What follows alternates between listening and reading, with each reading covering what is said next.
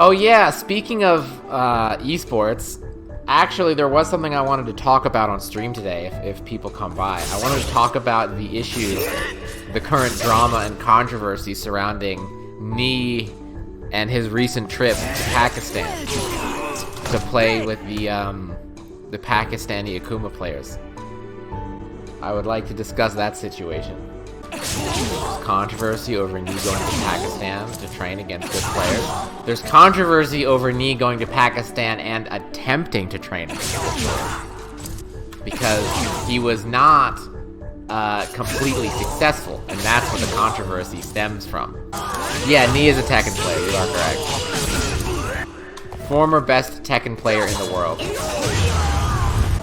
Current anime protagonist in the middle of a redemption arc.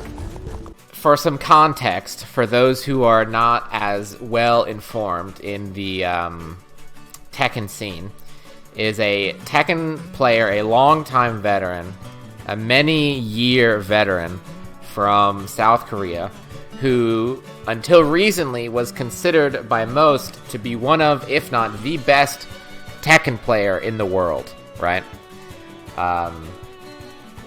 As everyone knows, who has been following Tekken even a little bit, until very recently, South Korea was unquestionably the strongest region for Tekken, and no other region could really hope to compete, right? Like, there were good players in Japan and the United States and Europe, but no one was as good as the Koreans, and in Korea, no one was as good as Nee. At least on most days. So, Nee was well-loved, well-respected. He plays many different characters, has been winning tournaments for forever, right? You know, everybody loves him, right? Gives back to the community, runs tournaments, I believe, back where he comes from. Supports the people who supported him when he was coming on his way up. And was, until recently, enjoying his life on top. However, that life was disrupted by a player named Arslan Ash, who came out of nowhere from Pakistan, right, from the Middle East, a region with practically zero representation in any fighting game. And not only started appearing in tournaments, but started winning. Big, fast, right? Basically, from the moment he appeared, he seemed to be unstoppable, right? And this is Tekken 7. This is not freaking Dive Kick or Street Fighter 5. This is a really hard game that takes years or decades even to master, right? Where the skill ceiling is practically infinite and the game is always better than you are, pretty much. This is the game where Arslan Ash has just appeared from nowhere and left and right starts slaying these players that were previously seen as unslayable. He first appears in, I believe, tournaments in Japan, a few tournaments in Europe, and then the very first tournament he comes to in the United States is EVO 2019, which happened, 4 or 5 months ago? EVO 2019, his first ever tournament in the United States. He shows up, he makes it into top 8, and he demolishes Nee in grand finals. Nee tries his best, but it is obvious that Nee is completely outclassed, just left and right. Arslan Ash is obviously the superior player. So, no one can believe their eyes. Least of all, I'm sure Nee, who hasn't, I'm guessing, felt outclassed in a fighting game, or like Tekken specifically, since he was much, much younger than he currently is, right? So Arslan Ash wins the big tournament, and then, afterwards, he tells people, GG's, glad to play, but I am not the best player from my region. Bum bum! Right? There are players where I live who body me on a daily basis. There are players way better than me. Unbelievable, right? This guy who showed up and defeated everyone with ease is now saying that there are people even better than him? No one could believe that it was true. until they started showing up, right? It was like Dragon Ball. 2 more Saiyans came to Earth. Only in this case, it was 2 more players from Pakistan who began traveling to tournaments following Arslan Ash's success and proved that, yes, they were even better than Arslan Ash, and certainly much better than Nee, right? Nee got mollywopped by both of these people. They showed up at the tournaments like this.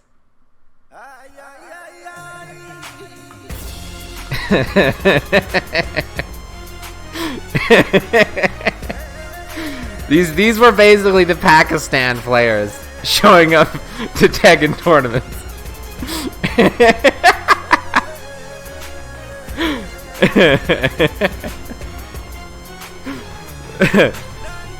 And no one could stop them, right? They were like the Pillar Men from JoJo. It was unbelievable, their displays of skill. Nee, most of all, was shocked, surely, by the skill that these people were displaying, you know what I mean? So, recently, Nee decided, I want to learn from these players. So, I will travel all the way across the world to Pakistan, and I will, meet them on their home turf, right? And we're going to practice and get better at Tekken, just like good fighting game players should, right? Just like good fighting game players should. We're going to go, we're going to grind it out, we're going to play first to 1,000,000, and we're all going to get better at Tekken. Nee shows up to Pakistan. He's welcomed with open arms by the Pakistani Tekken community, right? Everyone there is happy to see him. The event is live streamed. Nee is sitting down. The Pakistan players form a line, and everyone is stepping up to play against him, right? And those 2 players who came and beat everybody, the 2 Akuma players from Pakistan, they both played Akuma, are in the line, and they're getting closer and they're getting closer, right? The excitement is filling the air because Nee is about to come up against these people, right? The clash of heroes. They're closer in line, they're next in line, they're about to play, and then, right before the match can take place, there's a ring on the phone, right? The sponsors of these 2 Tekken players call in, and they tell their players, no, do not play him. You are not allowed to play him. Stop. Cut the feed, right? Pull the plug. You are not allowed to play Nee. We are telling you right now that is forbidden. And everyone went nuts. Can you imagine? The FGC chat? The chat, of course, was furious. Everyone in the room was confused and angry. The 2 players wanted to play him. Nee himself was typing in the chat and showing his disappointment, right? Nee was super mad. He flew all this way just to play some games against these people, and now he's there, and he's being told that someone else, not even the players themselves, but someone else who isn't even there, is forbidding that transaction from taking place. And you can imagine, I'm sure, that the fighting game community as a whole has been really up in arms about this, right? Because people tend to get really, really upset when they feel that their values are being attacked. Have you noticed that? I'm sure you've noticed that. The thing that makes people the most angry in general is when a value that they perceive to be good is being, assaulted, right? That's why the Blitzchung thing with Blizzard was so big of a deal and why people got so upset over it, of course it was a bad thing, but it's not like people were acting like he got executed live on stream, right? Like the Hearthstone streets were paved with blood.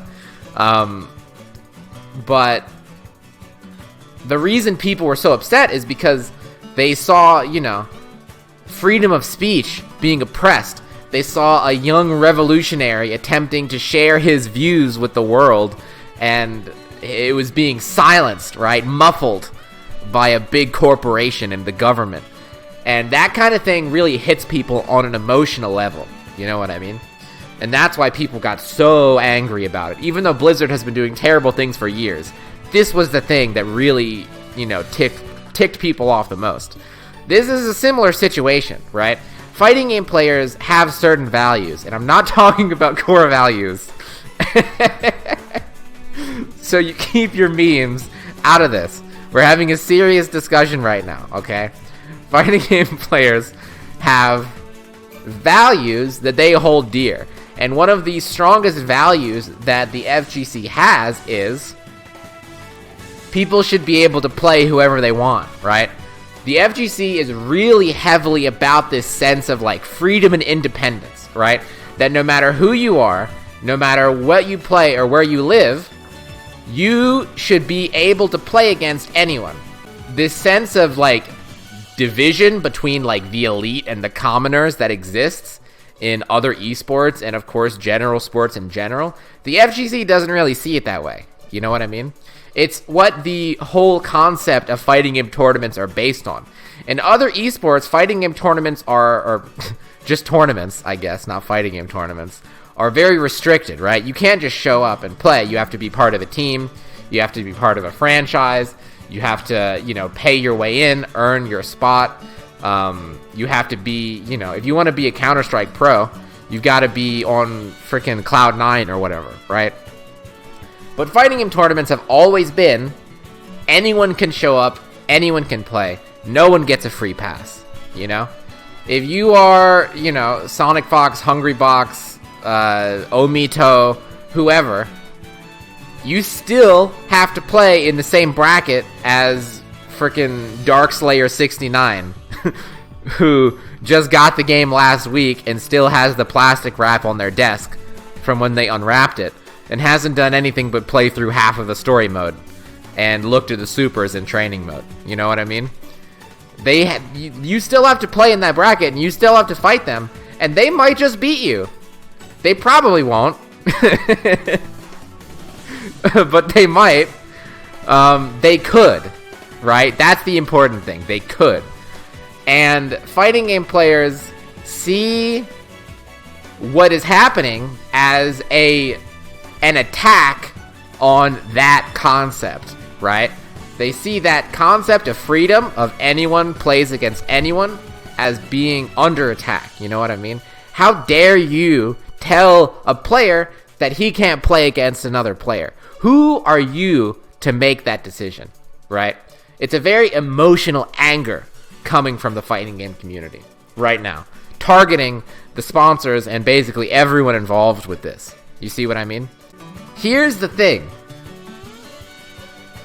And here's why this issue is not as complicated or not as simple as it first seems. The Tekken World Tour is in a week, right? It's in 10 days. Knee's going to be there. Both of these players are also going to be there. I think there are $250,000 in the pot, right? First place gets $200 or $170 or something, $1,000. This is not the Tekken World Tour of yesteryear, where Rangshu got $7,500 for winning first place. This is a life-changing amount of money. So think about it from the sponsor's perspective. They have these two players who are currently established as the best known players in the world, right? Who are dominant over everyone else. And 1 week before the finals, Nee shows up in Pakistan and is like, hey, I want to play against these guys, specifically so that I can learn how to beat them. 1 week before the World Championships for $250,000. Is it not understandable that they would be like, can we maybe like postpone this? That's a lot of money. And the players really have nothing to gain and everything to lose by accepting Knee's challenge. Knee is known for his ability to download and adapt to his opponents. Remember Combo Breaker? When he was up against Anakin? When he was down 2 games and 2 rounds in the finals against Anakin? And then he suddenly, out of nowhere, made the reverse 6-0 sweep, right? Download complete. That's what Knee is capable of. And they know that that's what Knee is capable of. And he knows that's what he's capable of. That's why he's there. So that's what makes the situation complicated. So I wanted to talk about this on stream and ask you people what you think about the situation. Was it wrong of the sponsors to prevent this? Was it wrong of Knee to ask for this? Was it a good idea, but it still shouldn't be their call?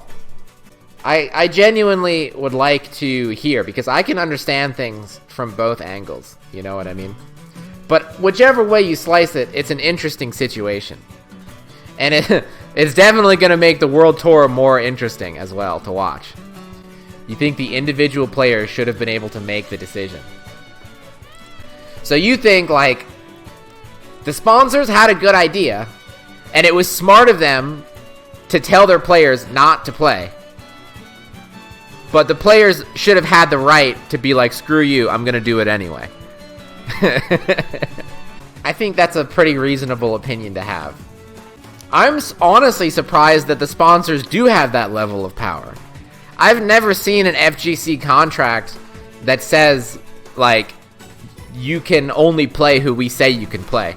Like, I've seen, you know, usually the contractors are like, you can't represent any other teams, like, you can't, sometimes they'll say, like, you can't make any public appearances that we say you can't go to. But I guess that's what this could have been. Like, you know, the match could have been seen as like a public appearance that they were not allowed to attend. But it was surprising to me that the sponsors had this level of power over their players. I guess it's a pretty, you know, serious business. You don't think them playing games will change much? I mean, this is something completely new. Like, Knee is clearly, he doesn't have the answers. That's why he's there. You know what I mean? If Knee thought that it wouldn't change much playing against them, he would not have traveled to Pakistan from Korea, which I'm guessing is a bit of an inconvenient flight to take 1 week before the most important tournament of his life. I've seen a lot of people saying, like, you know, this is esports at work, killing the FGC. And I'm not sure I agree with that. Maybe, I don't know. The concept of, like, I'm not going to play you because we're going to play in tournament has existed since the dawn of fighting games. However, the concept of someone else making that decision on your behalf is kind of unprecedented, right? But, I mean, $250,000? That's a lot of money. That can go a very long way. Mena RD won that much money with the Capcom Cup and used it to completely revolutionize the FGC in his country. You know? He established an entire, like, scene in the Dominican Republic. And think about all of the Dominican Republic players that have started to come up in a variety of games since then. You know what I mean?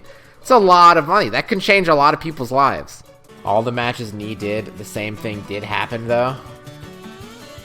Yeah, Knee is incredibly good at adapting. That's why he was there. That's what the sponsors were afraid of, surely, that he would get the download. You know what I mean? What's stopping them from preventing their players from entering tournaments because they don't agree with it? Yeah, there's definitely probably a line. But I mean, these players signed the contract willingly, knowing what they were getting into, I assume. Yeah, look at all these players that Knee defeated. The sponsors are looking at that and they're like, no, we don't want you anywhere near this guy. He's real good. I was watching I think Giuna streamed, and I watched some of his stream about this issue. And he brought up an interesting point as well, that there is also a risk in not playing Knee. Because right now, where the issue has been left between these players, Knee is the loser and they are the winners, right? Meaning that they know everything, they know how to beat what he has currently to offer. But, exactly, what if in the interim he learns some new strats that they are not aware of because they didn't get to play with him, and then he brings it out in the World Championships and defeats them with his new techniques? You know what I mean? That they're completely unprepared for. And he's like, what, you didn't know about this? You didn't know about this thing? Yeah. Maybe if you played me a week ago, I would have showed you. Shouldn't have made me save it for Nationals, boy. That also is something that could occur. I think it's an interesting situation. And I think it highlights a lot of, questions that are going around in the FGC right now, right? The tension between, legitimization and the values. Because that is a conflict between the FGC. On the one hand, they want to get bigger. They want more money. They want, bigger tournaments. More opportunities for players to succeed. They want the scene to grow. But on the other hand, they don't want to sacrifice any of the values that made them a part of the scene in the first place. And this is a really important example of that tension. Do you want tournaments where the winner wins $250,000? Because a couple years ago, you had a tournament where the winner won $7,500 and you weren't happy with that. Do you want tournaments where first place is, big money? Because if that's what you want, this is the kind of stuff that happens, If you want a tournament where this kind of money is at stake, people are going to act differently. I think it's interesting. And I think that regardless of the philosophical implications, what's really interesting is what's going to happen at the tournament. You took it as their sponsor not believing in their own players. I mean, that's pretty true. I mean, I don't think it's exactly that they don't believe in their players. I think it's just if there's so much money on the line, why would you not take every advantage available to you? Why would you not put yourself in the best position possible to win? And the question is, would your players playing against Knee increase or decrease your chances of winning the tournament? If you think that it will decrease your chances, then you should stop it. And I guess they believe that it will decrease their chances. And it's hard to argue that they are wrong about that. You know what I mean? You could maybe make an argument that it wouldn't make that much of a difference, but I do not think that you could make an argument that it would make it better for them. I don't think you could really say that it will improve their chances. At best, it will do nothing, and at worst, it will reduce their chances of winning. And when you see it like that, I mean, I don't know, man. I think they made the right call. The sponsors also made a statement that was if Knee had given more of an advance notice, we could have worked something out. But he did just kind of show up. It was a weird move, I think, of him. I mean, I understand it from his perspective as a fighting game player. Yeah, it's not like he, made a production about it, a month in advance. As far as I'm aware. I'm pretty sure that he just, went. He did say that he was going to do it in February. I mean, he said, I'm going to go to Pakistan. He didn't say, I'm going to go to Pakistan at this date. You know what I mean? This tweet just says, I will go to Pakistan before Tekken World Tour for Learn Tekken. When he said that, he was giving himself, an entire year of possible times to go to Pakistan, He definitely did not specify, a week before the Tekken World Tour. there should be an objective answer to this question. I don't think there is. This was February! So much has changed since then. These players weren't even sponsored by them at this time, if I'm not mistaken. No, he didn't go to enter a tournament one hit until death. He just went to play casuals. Yeah, they were sponsored following Arslan Ash's success, if I'm not mistaken. Pretty sure they're relatively new to this organization. I guess we will find out soon.